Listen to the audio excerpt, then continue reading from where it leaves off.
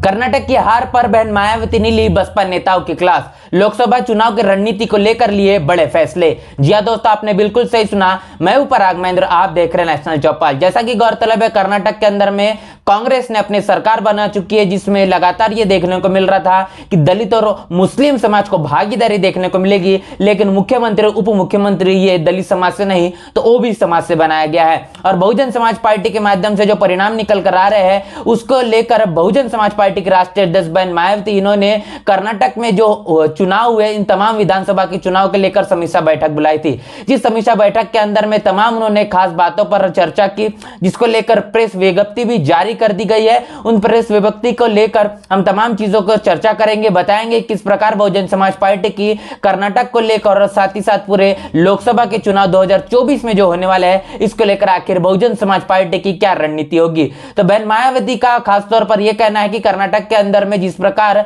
चुनाव के रणनीति को लेकर या फिर चुनाव के मद्देनजर रखते हुए जो कमियां देखने को मिली है, उसको पूरा करने के लिए खास तौर पर अब कर्नाटक के अंदर में तमाम विधानसभा हो या पूरी लोकसभा हो, अब बहुजन समाज पार्टी को कैडर के माध्यम से कार्यकर्ताओं को तैयार करना पड़ेगा और खास तौर पर इस कैडर के माध्यम से तैयार किए लोगों को भागीदारी देनी पड़ेगी। समाज के अंदर में जाकर उन्हें समझाना पड़ेगा कि फुले शाह बाबा साहब की बहुजन समाज पार्टी की आखिर विचारधारा क्या है, और इसकी बड़ी हिदायत बहुजन समाज पार्टी के राष्ट्रीय अध्यक्ष बहन मायावती उन्होंने दी है। आगे चलकर उनका यह भी कहना है कि जिस प्रकार जो कमियां कहीं न कहीं इस चुनाव के अंदर में नजर आई है, जो रणनीति के अंदर में जो कमियां देखने को मिली है, जिसको लेकर जो परिणाम बहुजन समाज पार्टी के निकल कर आना चाहिए थे, वो कहने के देखने को नहीं मिले। अब बहुजन समाज पार्टी को अपनी रणनीति के अंदर में कुछ बदलाव लाना पड़ेगा, तब जाकर ही तमाम तरीके से यह परिवर्तन हो सकता है। खासतौर पर बहन मायावती का यह कहना है कि कर्नाटक के अंदर में जो चुनावी तैयारी चल रही है और पूरे देश के अंदर में जो चुनावी तैयारी चल रही है,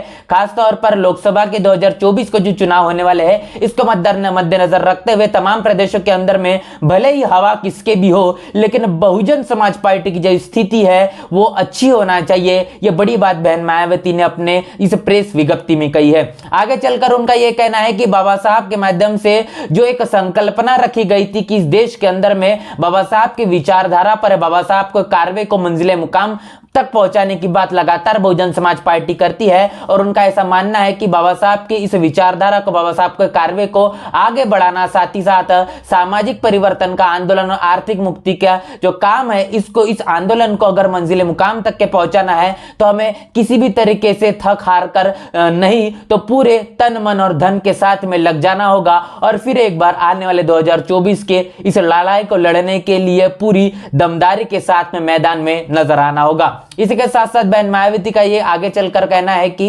इस प्रकार खास तौर पर दलित और मुस्लिम वोटों के बदौलत जो कर्नाटक के अंदर में कांग्रेस सरकार बना पाई है, और जब सत्ता में आने के बाद में खास तौर पर दलित और मुस्लिमों को जो मुख्यमंत्री उप मुख्यमंत्री बनाना चाहिए था, वो कहने के कांग्रेस ने नहीं किया, और जिनका इतिहास के अंदर में जो चेहरा बेनकाब हो चुका था, वो फिर एक बार बेनकाब हो चुका है। जब इनके नैया डूबते हुए नजर आती है, जब कांग्रेस लगातार नीचे जाती हुई नजर आती है, तब इनको खास तौर पर दलित और मुस्लिम याद आते हैं, लेकिन सत्ता मिल जाने के बाद में इनके उपेक्षा करना ये कहीं न कहीं नहीं भूलते। और कांग्रेस का इतिहास रहा है, जिस प्रकार कलह चल रहा था लगातार कांग्रेस के अंदर में कि दलित और मुस्लिम के माध्यम से ही मुख्यमंत्री उप मुख्यमंत्री बनाया जाए, इस समाज से ही मुख्यमंत्री उप मुख्यमंत्री बनाया जाए, लेकिन खास तौर पर इस कलह को खत्म करने के लिए ओबीसी समाज को भागीदारी देने का काम यहां पर कांग्रेस ने किया और मुख्यमंत्री उप मुख्यमंत्री ये ओबीसी समाज से बनाया गया। इसके साथ साथ बहन मायावती का यह कहना है कि जिस प्रकार यहां पर दलित और मुस्लिमों के साथ में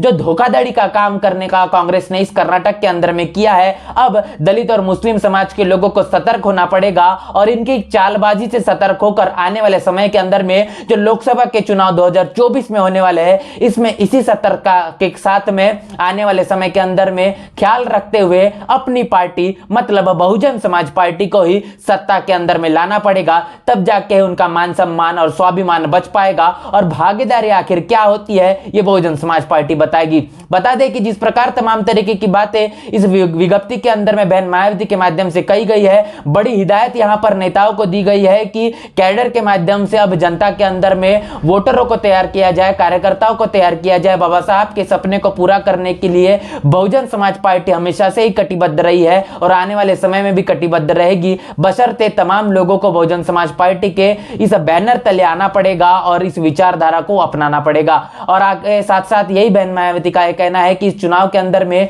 जो भी कमियां रही है उसको कमियों को पूरा करने के लिए अब बहुजन समाज पार्टी तन और मन और धन के साथ में लग जाएगी। और खासतौर पर दलित और मुस्लिम के साथ में जो धोखाधड़ी का काम करने का कांग्रेस ने यहां पर किया है उसको पूरी तरीके से पर्दाफाश करते हुए अपनी पार्टी बहुजन समाज पार्टी को सत्ता के अंदर में लाना पड़ेगा। और जिस प्रकार सांप्रदायिक माहौल को उठाकर लगातार असल मुद्दों को दरकिनार करने का काम यहां पर भारतीय जनता पार्टी का हो रहा है, जो बिजली, पानी, रोजगार, शिक्षा, स्वास्थ्य, ये तमाम जो अहम मुद्दे हैं इसको कहने के बहुजन समाज पार्टी अपनाती है, इसको भारतीय संविधान को अमल में लाने का बात लगातार करती है और लगातार उन्होंने करके दिखाया है। लेकिन भारतीय जनता की पार्टी की जहां पर बात किया था, भारतीय जनता पार्टी लगातार इन तमाम मुद्दों को दरकिनार करती है और खासतौर पर सांप्रदायिक मुद्दों को लेकर ही वोटों को बटोरने का काम करती है। तो पूरी देश की जनता से अपील करती है और खासतौर पर कर्नाटक की जनता से अपील करते बहन मायावती का यह कहना है कि तमाम कार्यकर्ताओं को अब सजग होना पड़ेगा, सतर्कता के साथ में आने वाले तमाम चुनाव को लड़कर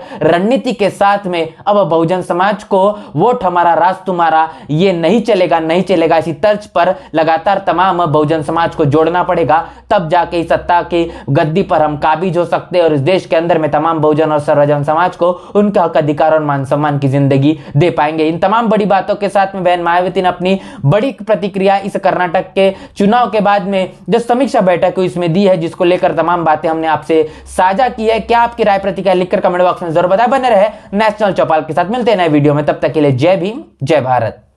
बहुजन विचारधारा को घर घर तक पहुंचाने के लिए हमारे YouTube चैनल को सब्सक्राइब करें, लाइक करें, कमेंट करें, शेयर करें और बेल आइकन की घंटी दबाना ना भूलें।